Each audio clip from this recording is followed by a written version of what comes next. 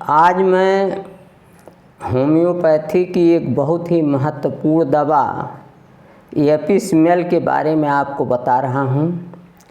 इस पूरे वीडियो को आप ध्यान से देखें और पूरा देखने के बाद आपके ये समझ में आ जाएगा कि आप अपने रोगी को कैसे पहचान सकते हैं कि आपका रोगी एपिसमेल का रोगी है अथवा नहीं, या आपके रोगी की दवा एपिसमेल है अथवा नहीं है। एपिसमेल की सबसे बड़ी विशेषता यह है कि इसमें बर्निंग एंड स्टिंगिंग पेन पाया जाता है। जैसे मधुमक्खी के छेदने पर जलन होती है और चुभने जैसी दर्द, जलन और चुभने जैसी दर्द अगर कहीं आपको दिखाई पड़ती है, चाहे वो आईलिड्स में हो, चाहे आँख की पलकों में हो, चाहे थ्रोट में हो, गले में हो, चाहे पैनेरेटियम और फेलन में हो, मतलब ऐसे सॉफ्ट टिश्यू जो विशेष रूप से नाखून की जो जड़ है वहाँ अगर सपुरेशन हो, मवाद इकट्ठा हो रही हो और उसमें जलन और चुभने वाला दर्द हो, या हीमोरॉयड हो, बवासीर के मस्से हों, उसमें इस तरीके के जलन और छेदने वाला दर्द हो, या ओवरी में ऐसा दर्द हो, या ब्रेस्ट में, स्तन में, जैसा कि थनहैली में जिसको मास्टिटिस कहते हैं उसमें इस तरीके का दर्द हो, या स्किन में, त्वचा में, चाहे वह एरिथ्रोसेफेलस हो, चाहे अर्टिकेरिया हो, जुलपित्ती हो, चाहे कार्बंकल हो, अधित फोड़ा हो। तो जहाँ कहीं भी कोई भी रोग इस तरीके का अगर है जिसमें जलन और छेदने वाला दर्द होता है तो वहाँ निश्चित रूप से ऐसे रोगी की दवा एपिसमेल होगी और आपका ध्यान एपिसमेल की ओर जाना चाहिए। एपिसमेल की एक विशेषता और है कि इसमें अत्यधिक सूजन पाई जाती है, यह चाहे सामान्य हो, चाहे लोकल हो, चाहे चेहरे की हो, चाहे कान की हो, चाहे आँख की पलकों की हो, विशेष रूप से निचली पलक इसमें सूज जाती है, या गले की हो, जिनाइटल्स की हो, लैंगिक अंगों की सूजन हो, विशेष रूप से स्क्रोट्रम अंडकोश में जो सूजन पाई जाती है, त्वचा में, या अर्टिकेरिया हो, जुलपित्ती हो, जनरल एनासार्का हो, या सामान्य रूप से जो है शरीर में सूजन हो। वेडमा में एक विशेषता यह है, या तो इसमें कैरेक्टरिस्टिक पेन यानी इसके दर्द की जो विशेषता है अर्थात जलन और चुभने वाला दर्द, छेदने वाला दर्द, स्टिंगिंग पेन्स और बर्निंग या तो पाया जाएगा। अगर यह नहीं पाया जाता है तो यह भी हो सकता है कि किसी प्रकार का दर्द इन रोगों के साथ ना हो, तब भी वहाँ आपकी दवा एपिसमेल होगी।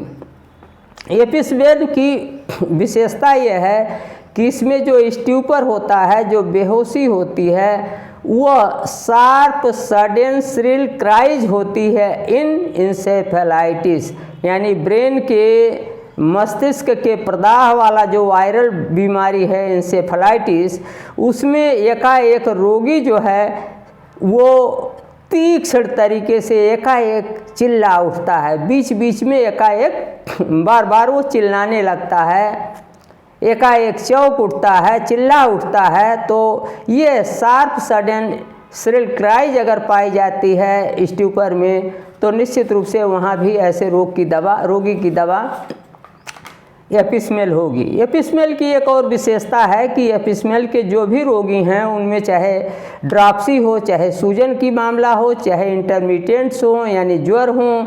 तो घटने बढ़ने वाले अगर ज्वर हैं तो इन सभी में क्या होता है, प्यासहीनता होती है। एपिस के सभी रोगों में प्यासहीनता होती है, रोगी पानी नहीं के बराबर पीता है। और अगली विशेषता यह है कि एपिसमेल के रोगी की त्वचा जो है सूखी होती है और पर्सप्राइंग होती है, यानी एक बार सूखी नज़र आती है, एक बार उस पर पसीना नज़र आता है, अल्टरनेट क्रम में एक के बाद पसीना और सूखापन दिखाई पड़ता है। जितने भी रोग हैं, चाहे वो ड्रॉप्सी के रोग हों, चाहे इंटरमिटेंट्स हों, जो भी रोग हैं इनमें रोगी सफोकेटिव होता है। सफोकेटिव में उसे लगता है कि उसकी सांस जो है ये अंतिम सांस होगी, घुटन उसे महसूस होती है। और मोडेलिटी यह है कि एपिसमेल के सभी रोगी सोने से बढ़ते हैं, छूने से बढ़ते हैं, गर्मी से बढ़ते हैं, गर्म कमरे से बढ़ते हैं, इस तरीके से। और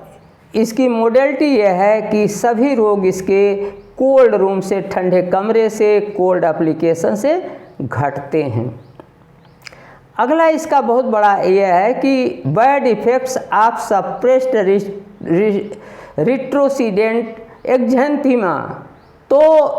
ऐसे जो दानेदार रोग हैं, दानेदार ज्वर हैं, उनके दब जाने का अगर दुष्प्रभाव होता है, चाहे चेचक के दाने दब जाएं, चाहे स्कारलेटना में दाने दब जाएं, चाहे जुलपित्ती में जुलपित्ती दब जाए,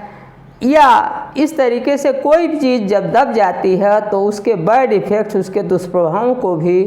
एपिसमेल बढ़िया से दूर करती है। इसकी एक और विशेषता है कि इसमें इनवॉलेंट्री डायरिया होती है, यानी मल अपने आप चू कर निकलने लगता है, उस पर हमारे मस्तिष्क का इच्छा शक्ति का कोई नियंत्रण नहीं रह जाता है और ऐसा लगता है कि हमारा मलद्वार या रोगी का मलद्वार चौड़ा खुला हुआ है। तो इन सारी बातों के होने पर